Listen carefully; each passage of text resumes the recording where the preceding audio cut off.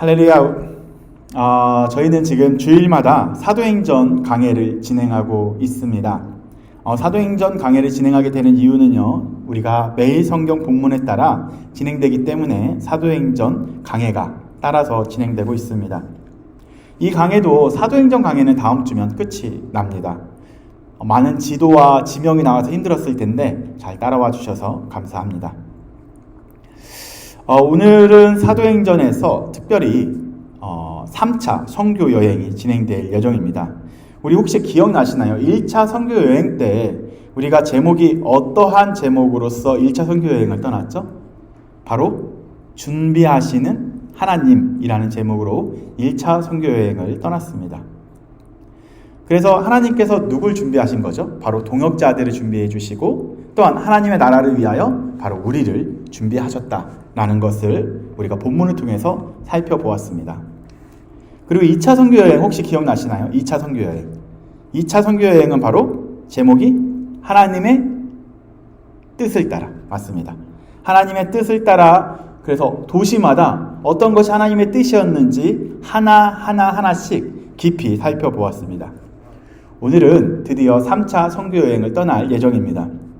3차 선교 여행은 바로 제목을 이끄시는 하나님이라고 한번 제목을 지어봤습니다. 한번 따라해 볼까요? 이끄시는 하나님. 이끄시는 하나님. 바로 이끄시는 하나님에 대해서 3차 선교 여행을 통해서 한번 보도록 하겠습니다. 조직신학에서는 이 이끄시는 하나님에 대해서 설명하기 위해서 이러한 표현을 지어주었습니다. 성도의 견인이라는 제목으로 한번 조직신학적으로 준비를 해서 성도들에게 알려줍니다. 뭐라고요? 성도의 견인. 성도의 견인은 무엇일까요? 바로 칭의받은, 그러니까 의롭다고 칭한 바로 하나님의 자녀들을 하나님께서 끝까지 견인하신다라는 의미로서 성도의 견인이라는 교리를 가르치기도 합니다. 그러나 이 성도의 견인이라는 것은 바로 하나님께서 그 성도들을 끝까지 책임지신다. 여기서 끌고 가신다라는 의미보다는 굳게 잡아주신다라는 의미가 성도의 견인이랑 조금 더 가까운 것 같습니다. 뭐라고요? 이끌어 간다. 끝까지 끌고 가신다라는 것보단 끝까지 붙잡아 주신다라는 의미가 성도의 견인과 조금 더 가깝습니다. 그래서 단순히 이 성도들이 삶을 끝까지 이끌어 주신 것을 넘어서 그 성도들의 삶에 들어가셔서 깊이 끝까지 붙잡아 주시는 하나님의 은혜를 표현할 때 성도의 견인이라는 표현을 쓰죠. 그래서 성도들을 꽉 잡아 주신다, 붙들어 주신다, 또한 메어 주는 것을 표현하는 것이 성도의 견인입니다. 오늘 바로 바울의 3차 선교 여행을 통해서 하나님의 이끄심, 그리고 하나님의 붙잡아 주심, 그리고 하나님께서 견인하심을 살펴보려고 합니다. 1차 선교 여행을 통해서 우리는 준비하신 하나님에 대해서 배웠고요. 또한 2차 선교 여행을 통해서 하나님의 뜻에 대해서 배웠습니다. 우리가 하나님께서 준비하셨고 하나님의 뜻에 대해서 알았지만 우리는 하나님의 이끄심 없이 혹은 하나님의 도우심이 없이는 하나님의 뜻을 이어가는 것이 매우 어려운 것을 우리가 알고 있습니다. 하나님께서 아무리 우리를 위해서 준비하셨고 아무리 하나님의 뜻을 우리가 발견했다고 할지라도 하나님께서 우리를 책임져 주시지 않고 우리를 이끄시지 않고 우리를 돌봐주시지 않는다면 우리가 그 하나님의 뜻을 끝까지 이어가고 이루는 것은 바로 어렵다라는 거죠. 그래서 3차 선교 여행은 어디서부터 시작을 하냐면요, 다시 수리아에 있는 안디옥에서부터 시작을 하게 됩니다. 항상 바울은 수리아 안디옥에서 파송도 받았고요. 수리아 안디옥에서 항상 출발하는 것처럼 3차 선교 여행도 바로 이 수리아 지역에서 출발을 하게 됩니다. 저번 주 2차 선교 여행의 거의 마지막 부분에 바울이 들렸었던 곳 기억나시나요? 어디 지역이었는지? 어디 지역이었죠? 바울이 저번 주에 하나님의 뜻을 따라 만일 하나님의 뜻이라면 내가 이곳에 다시 올 것이다 라고 했었던 지역. 에자로 시작합니다. 바로 맞습니다. 에베소라는 지역이었습니다. 저번 주에 본문이었었던 18장 19절, 20절, 21절에 이렇게 나와 있습니다. 20절 한번 찾아서 읽어볼까요? 네, 19절, 18장 19절에 어디에 와서? 에베소에 와서 그들을 거기 머물게 하고 자기는 회당에 들어가서 유대인들과 변론하니 여러 사람이 더 오래 있기를 청하되 허락하지 아니하고 21절에 이렇게 나와 있죠. 다 같이 읽어보겠습니다. 시작. 작별하여 이르되 만일 하나님의 뜻이면 너희에게 돌아오리라 하고 배를 타고 에베소를 떠나. 그러니까 만일 하나님의 뜻이면 내가 에베소에 다시 올게 라고 하고 이제는 바울은 어디로 떠난 거예요? 다시 자기가 가야 될 곳으로 떠나게 됩니다. 그러나 재미있는 것은 이 첫 번째 3차 선교 여행에 조금 급하게 바로 이 바울이 에베소로 가는 장면이 나옵니다. 뭐 급하게 갔다는 것은 제가 첨언한 거고요. 어찌됐든 3차 선교 여행에 제일 중요하게 여겼었던 곳이 에베소입니다. 그래서 저는 3차 선교 여행을 이렇게 이름을 짓기도 합니다. 에베소에서 시작하여 에베소에서 끝나는 것이 3차 선교 여행이다 라고 표현하기도 합니다. 그렇다면 에베소는 어디 지역에 있고 또한 바울이 어떻게 그곳에 갔는지 우리 하나씩 살펴보면 좋을 것 같아서 오늘도 한번 준비해봤습니다.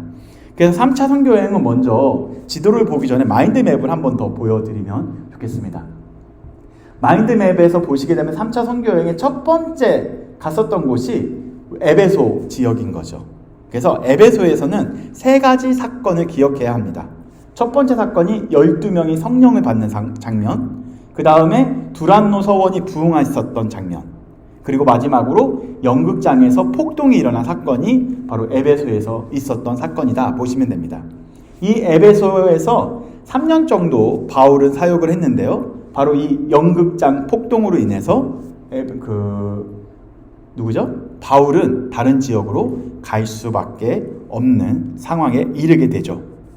그래서 그는 두로아에 갔다가 다시 아소에서 배를 타고 어디로 가냐면요, 빌립보라는 지역으로 넘어가게 됩니다. 그래서 빌립보 지역에서 사역을 마치고 그 다음에 그 마게도냐와 아가야, 그 중에서도 고린도 중심으로 사역을 하고 다시 돌아오게 됩니다.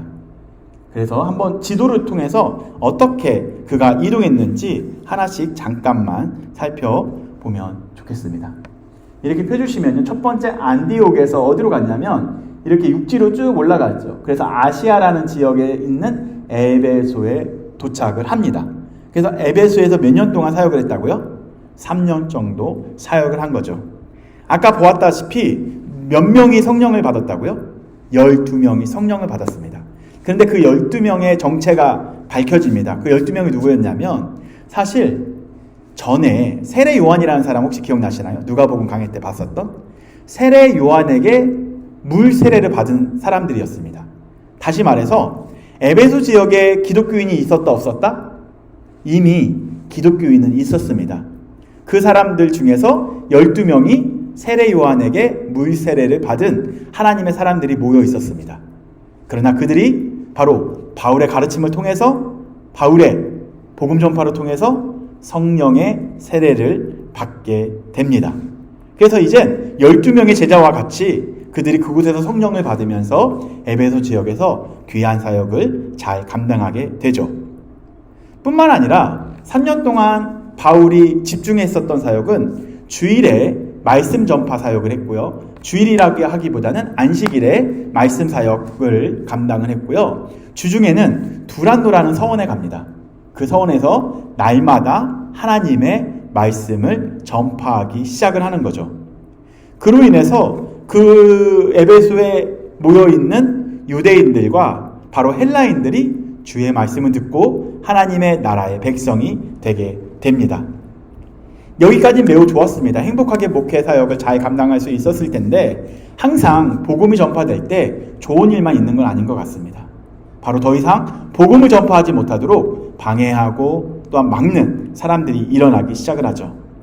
한두 명이 아닙니다. 바로 폭동이 일어나게 된 거죠. 바로 연극장에서 폭동이 일어났는데요. 더 이상 바울의 전도 활동을 하지 못하도록 사람들이 모여서 폭동을 일으킵니다. 그런데 그 폭동을 일으킨 사람들은 어떤 사람들이었냐면요, 세공업자들이었습니다. 그러니까 금속이라든지 그런 것을 깎아서 세공하는 사람들, 그런 사람들이 폭동을 일으키면서 그것은 그 폭동이 큰 소동으로까지 이어지게 됩니다. 그렇다면 도대체 왜 에베소에 있었던 세공업자들은 폭동을 일으켰을까요? 바로 세 가지 이유 때문에 그렇습니다. 제가 그 사진 하나만 제가 보여드리도록 하겠습니다. 이 사람이 누굴까요? 이게 에베소에 있는 유명한 동상입니다. 에베소에 있는 유명한 동상. 이 사람이 바로 아데미 신전이라고 해서요, 그 에베소에 사는 사람들이 가장 존경하는 우상이었습니다. 이 신을 섬겼었던, 여신을 섬기는 사람들이 그 지역에 있는 사람들이었습니다. 그렇다면 이 우상이 많은 이 아데미 신을 섬기는 사람들에게 가장 좋은 돈벌이를 했었던 사람들이 세공업자들입니다. 바로 이 우상에게 가서 바치기 위해서 무엇을 했냐면요, 이 아데미 신전의 모형을 따서 은을 팔기 시작을 하고 금속을 팔기 시작을 했었는데, 많은 사람들이 복음을 들으면서 아데미 신전에게 가지 않고 어디로 가는 거예요? 두란노 서원에 가서 말씀을 듣는 거죠. 그러니까 그러니까 우상에게 바쳐야 될 그 은을 사러 오는 사람들이 줄기 시작을 한 거죠. 그러면서 세공업자들이 자기들의 그러한 경제적인 위협을 받기 시작을 합니다. 수많은 사람들이 우상을 버려버리고 예수 그리스도를 믿게 되자 많은 사람들은 그 생계의 위협을 받게 된 거죠. 그 중에서 세공업자의 조합장과 같은 사람 이름이 디메드리오라는 사람입니다. 그 사람을 중심으로 해서 바로 수많은 사람들이 바로 그 폭동을 일으키면서 어쩔 수 없이 바울은 이 에베소를 떠날 수밖에 없는 상황에 이르게 됩니다. 3년 동안 바울은 정말로 열심히 마음을 다해 목양을 하였습니다. 그러나 더 이상 에베소에 있을 수 없고 그는 다른 지역으로 가게 되죠. 이 경제적인 이유뿐만 아니라 그들은 종교적인 이유 또한 사회적인 이유로서 바울을 바로 더 이상 이 에베소에 둘 수 없는 그런 상황이 되었습니다. 그래서 그는 쫓겨나고 이젠 그는 본격적으로 다른 도시, 바로 아시아를 넘어서 유럽 지역으로 다시 돌아가게 되죠. 사진 하나만 더 보여드릴까요? 이 사진이 바로 두란노 서원이 어디였었어요? 이쪽, 날마다 매일같이 출근했었던 곳이죠. 그곳에 가서 하나님의 말씀을 계속 선포했었습니다. 얼마 떨어지지 않는, 그러나 폭동은 어디서 일어난 거예요? 연극장에서 폭동이 일어나게 된 거죠. 사도행전을 시작하면서 흩어진 자들이라는 제목으로 설교를 한 적이 있습니다. 이것처럼 흩어진 자들이 교회를 세웠던 것처럼 이와 비슷하게 바울은 더 이상 에베소에서의 사역을 유지할 수 없어서 다른 곳으로 떠나게 됩니다. 정말 바울에게 있어서 에베소라는 지역은 정말 소중한 지역이었을 것입니다. 그러나 바울은 이곳을 떠나서 다시 에베소로 돌아왔었을까요? 아니면 더 이상 돌아오지 못했을까요?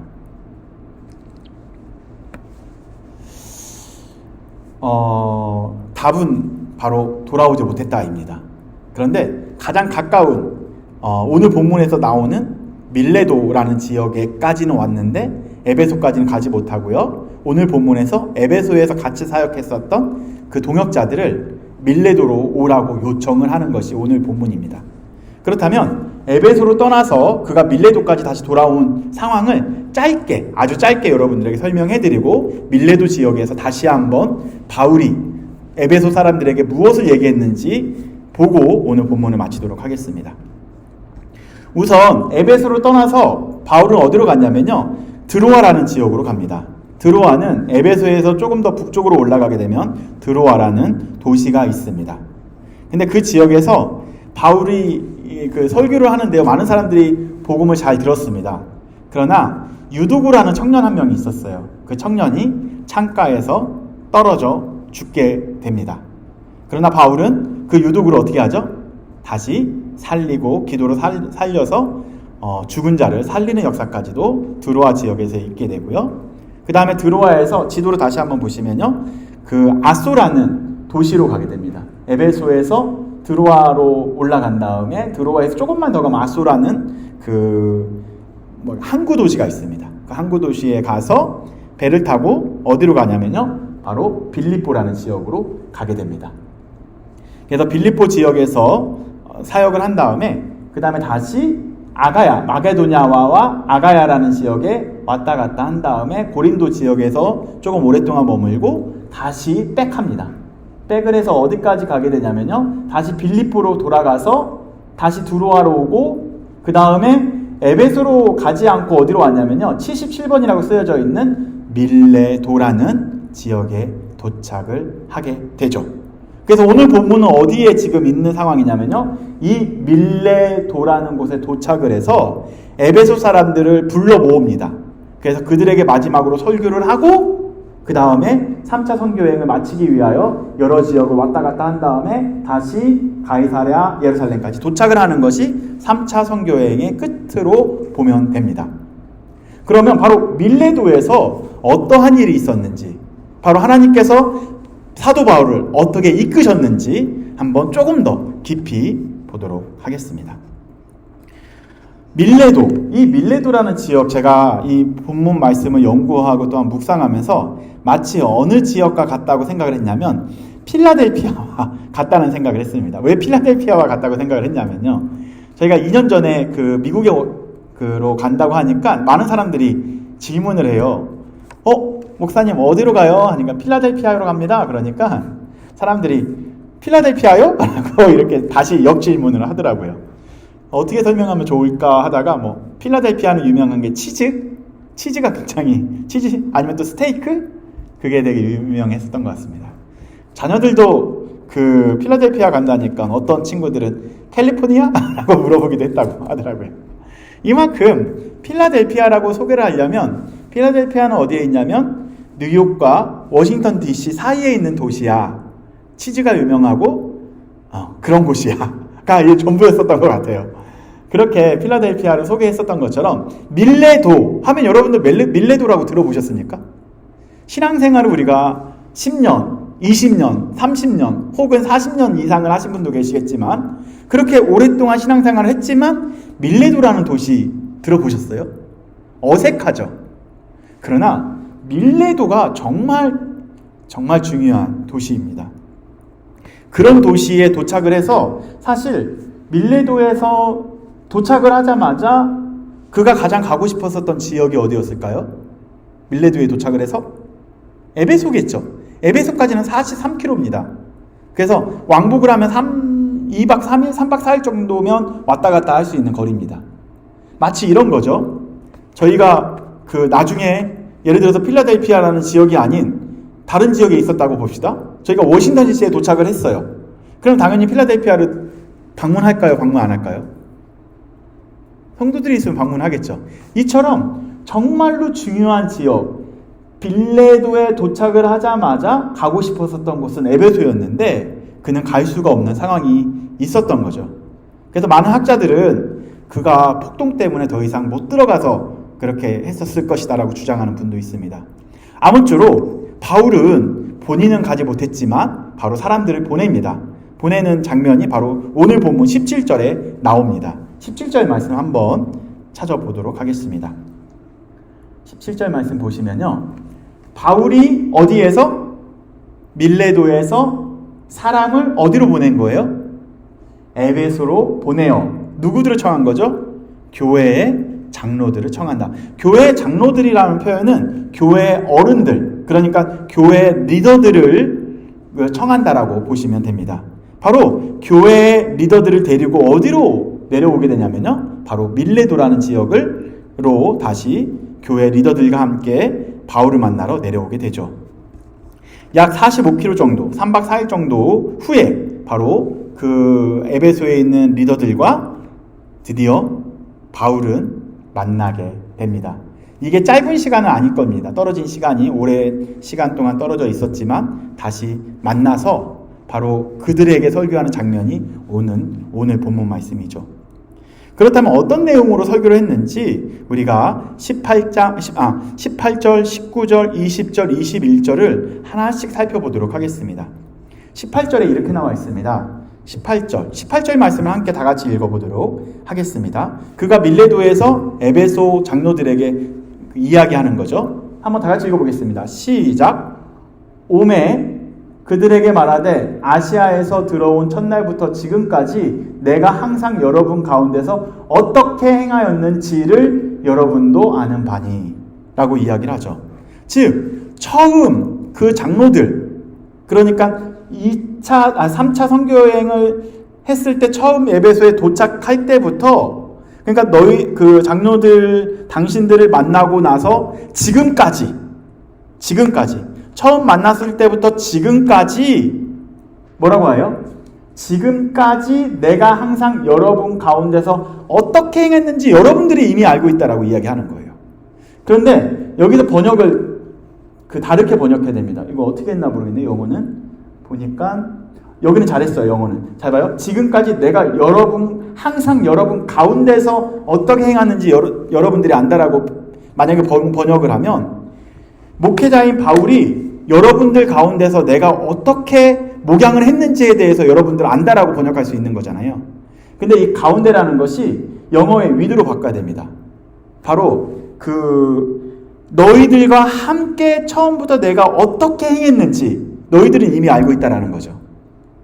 그래서 바울이 어떻게 행했냐면요, 그는 장로들과 함께 에베소 교회를 섬겼을 때 어떻게 행했냐면요, 첫 번째 겸손, 눈물, 그리고 인내로서 그 에베소 교회를 섬겼다라고 이야기하고 있습니다. 한번 확인해 볼까요? 19절 한번 보겠습니다. 19절. 곧 모든 뭐래요? 겸손과 눈물과 유대인의 관계로 말미암아 당한 시험을 참고, 이거 참았다라는 것은 그 폭동이 일어났었던 것까지도 다 참았었던 그런 걸 이야기하고 있고요. 그렇게 주를 섬긴 것, 그러니까 겸손과 그리고 눈물, 그리고 시험을 참았다라는 것을 연결시키고 있습니다. 즉 인내로서.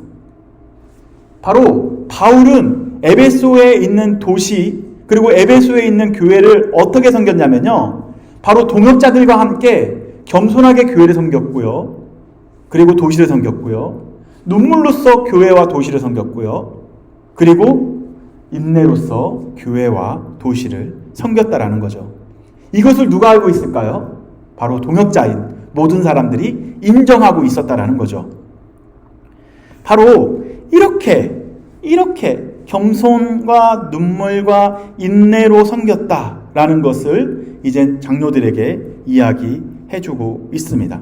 저는 사실 이 본문 말씀을 해석을 하면서 혼자 은혜를 너무 많이 받았어요.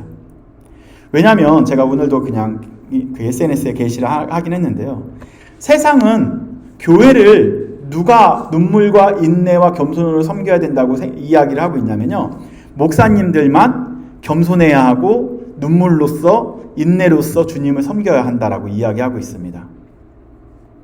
그러나 많은 성도님들은 그렇게 안 살고 싶어 하죠.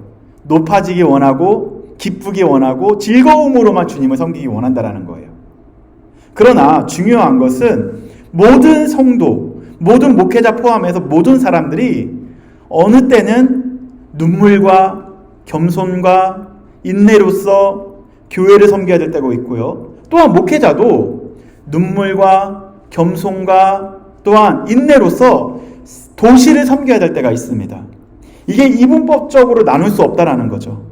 이렇게 합력하여 아름답게 에베소 교회를 잘 세워나갔습니다. 이렇게 바울은 3년 동안 눈물과 겸손과 인내로서 에베소 교회를 섬기고 에베소 지역을 섬겼습니다. 그러나 그 일들이 결코 녹록지 않았던 거죠. 오늘 에베소에 있는 장로들을 청한 이유는요, 내가 더 이상 에베소에 갈 수 없어요.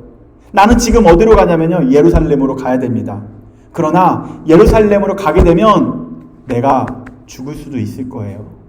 내가 두 번 다시 에베소로 갈 수 없습니다. 그렇다면 에베소 지역을 누가 섬겨야 될까요? 우상으로 가득한 이 에베소 지역을 바로 여러분들이 섬겨야 합니다. 여러분들의 교회의 지도자가 되어줘서 아름답게 교회를 세우고 아름답게 도시를 세워야 합니다. 라고 이렇게 권면하기 위하여 그 먼 길에서 장로들을 청하여 부른 거죠. 이렇게 그 20절과 21절은 한번 쭉 보고 그냥 넘어가겠습니다. 20절도 이렇게 나와 있습니다. 유익한 것은 무엇이든 공중 앞에서나 각 집에서나 거리낌 없이 여러분에게 전하여 가르치고, 그리고 가르쳤었던 내용이죠. 22절, 21절 보겠습니다. 유대인과 헬라인에게는 하나님에 대한 회개와 주 예수 그리스도에 대한 믿음을 증언한 것, 이것들을 통해서 이제 섬겼다라는 거예요. 이제 그 일들을 누가 해야 될까요? 바울이 아닌 바로 듣고 있었던 그 리더들이 섬기게 됩니다. 그러나 오늘 20절, 21절은 그냥 넘어갈 수 있는데 22절은 사실은 우리가 집중해서 봐야 됩니다. 왜냐하면 바울이 말하고자 하는 내용의 핵심이 22절에 나와 있기 때문에 그렇습니다. 22절 한번 볼까요? 22절 한번 처음만 볼까요? 처음 동사 시작. 보라. 예. 이것은 헬라어의 이두라고 하면 그 단어가 나오면 한국어 이거와 같아요. 주목, 그거랑 똑같습니다. 이게 번역을 보라도 되지만 주목, 모여있는 그 장로들에게 주목해서 들어주세요. 이제부터 내가 할 말을 진짜 할게요. 오늘 설교 다 잊어도 돼요. 이것만 보시면 됩니다. 이것만 외우시면 돼요. 뭐래요? 잘 들어주세요. 이제 나는 어디에 매여? 성령에 매여. 이게 오늘 설교의 제목입니다. 보라! 이제 나는 어디에 매여? 성령에 매여. 지금 바울은 누구에게 매인 거예요? 성령에 매인 겁니다. 주목해 주세요 하면서 했었던 말이, 내가 더 이상 에베소로 가고 싶지만 갈 수 없습니다. 왜냐하면 내가 지금 누구에게 매여 있다라는 거예요? 지금 내가 성령에게 매여 있다라고 얘기를 하면서 이야기를 하고 있습니다. 그래서 그가 어디로 가냐면 예루살렘으로 가는데, 누구에게 매여서 예루살렘으로 가냐면요, 매이다라는 것이 그 헬라어로 데이라는 단어를 써요. 데우라는 단어를 씁니다. 그게 결박하다, 구속하다, 꽉 붙잡다라는 뜻입니다. 누가 나를 지금 꽉 붙잡아서 어디로 가고 있는 중이래요? 예루살렘으로 가고 있습니다. 그러나 예루살렘으로 가면 무슨 일을 당하는지 나도 알지 못한다라고 이야기하고 있어요. 수많은 사람들이 도시에 갈 때마다 당신 예루살렘으로 가면 죽어요 라고 얘기했대요. 한번 그 다음 구절 볼까요? 23절 보니까 오직 성령이 각 도시에, 이 성은 도시로 번역해야 됩니다. 도시에서 내게 증언하여 뭐가 기다린대요? 예루살렘에서 절박과 환란이 나를 기다린다. 내가 가는 도시에 갈 때마다 많은 사람들이 나에게 이야기하고 있어요. 예루살렘 가면 당신은 결박당할 거고 환란이 있을 거고 그리고 어려움이 있을 거예요 라고 수많은 사람들이 알려준 거죠. 정보를 준 겁니다. 그때 멋진 말, 정말 지금도 이 구절은 다 외우는 그런 멋진 말, 그 한 구절을 남깁니다. 그 구절은 다 외워야 되는 구절인데요. 24절 말씀 크게 다 같이 한번 읽어보겠습니다. 시작. 내가 달려갈 길과 주 예수께 받은 사명 곧 하나님의 은혜의 복음을 증언하는 일을 마치려 하면은 나의 생명조차 조금도 귀한 것으로 여기지 아니하노라. 지금 내가 예루살렘으로 가면 죽을 수도 있을 거다라고 수많은 사람들이 나에게 얘기했는데 지금 누가 나를 예루살렘으로 이끌어가고 있는 거예요? 성령이 나를 예루살렘으로 이끌어가고 있다라는 거죠. 바울의 삶에 있어서 그는 자기 자신을 이끌어갔던 것이 아니고요. 성령이 바로 바울을 매어 이끌어가고 있다라는 거죠. 그렇기 때문에 그가 달려갈 길, 주 예수께 받은 그 사명을 마치려 하면은 뭐래요? 그 은혜의 복음을 전하기 위해서는 나의 생명조차 조금도 귀한 것으로 여기지 아니한다라고 이야기하고 있죠. 그러나 많은 사람들이 여기 구절에서 오해를 하고 있어요. 바울은 생명을 소중하게 여기지 아니했다라고 오해하고 있는데요. 바울은 평소에 생명을 굉장히 소중하게 여긴 사람입니다. 그래서 그 위험할 때, 목숨이 위태로울 때 야반도주도 했고요. 도망도 가고요. 많은 사람들에게 도움도 많이 받았어요. 그만큼 목숨을 소중히 여기는 사람입니다. 네. 그런데 여기서 말하고자 하는 것은 자기가 가장 소중하게 여기는 생명보다 더 소중한 게 있다는 것을 알려주고 있는 거죠. 그게 바로 뭔 거예요? 생명 소중합니다. 정말로 가장 소중한 거죠. 그러나 그것보단 더 중요하고 소중한 것이 바로 하나님의 은혜의 복음이라는 거죠. 그 하나님의 은혜의 복음을 증언하는 일을 하게 하는 사람이 자기 자신이 아니고 바로 성령께서 자기 자신을 이끌어가고 있다는 것이 오늘 핵심 사용입니다. 오늘 핵심 내용입니다. 그래서 다시 22절로 돌아가도록 하겠습니다. 22절로 돌아가면 보라, 헬라어의 주목, 그런 거죠. 이젠 나는 성령에 매여. 그러니까 바로 이거는 내가 성령에 결박당하여 성령에 꽉꽉 묶여버린 단어인 거죠. 제가 계속 그 매였다라는 단어를 쓸 때마다 항상 그 손을 이렇게 했죠. 오늘 설교를 하면서. 사실 이게 이미지 언어에 가장 비슷한 단어를 표현하는 이미지 같습니다. 한번 옆 사람이랑 해도 되고 자기 자신이랑 해도 돼요. 저는 옆 사람이 없으니까 손을 잡을 때 이렇게 잡아보세요. 자기 자신에게 해도 되고 옆에 있으면 옆 사람에게 해도 됩니다. 바로 이 모습인 거예요. 바울도 성령을 꽉 붙잡고 살아가고 있어요. 그러나 가끔 아무리 자기 자신이 은혜가 충만하고 신앙이 좋고 믿음이 좋다고 하더라도 가끔 신앙을 놓고 싶을 때가 있죠. 항상 이게 충만해서 꽉 하나님만 붙잡고 살아가나요? 아니죠. 저도 감정의 기복에 따라서 진짜 이거 놓고 싶을 때가 한두 번이 아니에요. 그래서 자포자기 하듯이 놓아버린다고 하더라도 지금 누가 나를 붙잡고 있는 거예요? 성령이 나를 꽉 붙잡고 있는 겁니다. 아멘? 이게 바로 바울이 고백하는 그 부분인 거예요. 내가 에베소로 가고 싶어도 지금 누가 나를 이끌어가고 있는 거예요? 성령님께서 나를 강력하게 예루살렘으로 이끌어가고 있다는 것을 고백하고 있는 거죠. 여러분들 삶이 그렇습니다. 내가 이끄는 삶이면 행복할 것 같죠.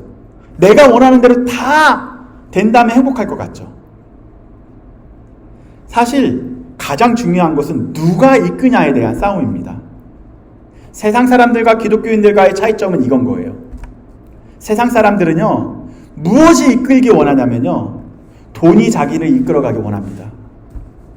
권력, 권세가 자기 자신을 이끌어가기 원합니다.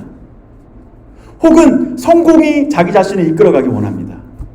아니면 자기의 힘, 자기의 파워, 그런 것들이 자기 자신을 이끌어가기 원하는 거죠. 그래서 세상 사람들은 무엇을 원하냐면요, 경제적 자유를 원합니다. 시간적 자유를 원합니다. 그리고 높은 자리에 가기만을 원합니다. 그러나 그거 아십니까? 만약에 돈이 이끄는 사람은 돈이 없어지면 두려워지기 시작할 것입니다. 권력이 이끄는 삶이라면 그 권력이 없어지게 되면 아무것도 아닌 삶이 되겠죠. 성공이 이끄는 삶이라면 성공하지 못하면 어떻게 될까요? 모든 삶이 다 실패이지 않나요? 그러나 성도의 삶은 다릅니다. 성도의 삶은 성령이 이끄는 삶이 바로 성도의 삶입니다. 바울을 이끌어갔었던 것은 어떠한 힘, 능력, 자기 자신의 지식, 백그라운드, 배경, 그런 것이 아니었다라는 거죠. 바울은 바로 성령에 매여 바로 예루살렘까지 가게 됩니다. 그렇기 때문에 어떠한 상황이 예루살렘에서 준비가 되어 있다 할지라도 조금도 두려워하지 않는 이유는 단 한 가지인 거죠. 누가 이끌기 때문에? 하나님이 이끄시기 때문에 어려움이 기다린다고 할지라도 두렵지 않다라는 것을 고백하고 있는 거죠. 사랑하는 성도님들, 우리도 이러한 삶을 살아가면 좋겠습니다. 성령이 이끄는 삶, 그러한 삶을 살아가시길 권면드립니다. 성령이 이끄는 삶은 상황에 흔들리지 않습니다. 상황을 뛰어넘어 하나님의 은혜가 그곳에서 이루어지게 된다는 거죠. 그러나 성령이 이끄는 삶이 아니라면 반드시 상황에 따라 쉽게 흔들리게 될 것입니다. 잘 되면 교만해질 거고요. 혹은 실패하면 좌절하게 될 것입니다. 그래서 나의 삶이 내가 이끄는 삶이 아닌, 돈이 이끄는 삶이 아닌, 권력이 이끄는 삶이 아닌, 힘이 이끌어가는 삶이 아닌 성령께서 이끄는 삶이 되는 저와 여러분들이 되면 좋겠습니다. 우리의 삶을 우리가 이끄는 삶이 아닌 성령께서 이끄는 우리가 되면 좋겠습니다.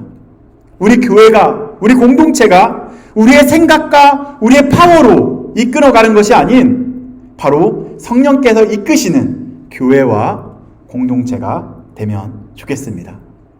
이번 주간에도 그러한 한 주간이 되게 해달라고 기도하며 일상으로 나아가도록 하겠습니다. 옆 사람에게 이렇게 이야기해 볼까요? 성령께서 이끄는 삶이 되기를 소망합니다.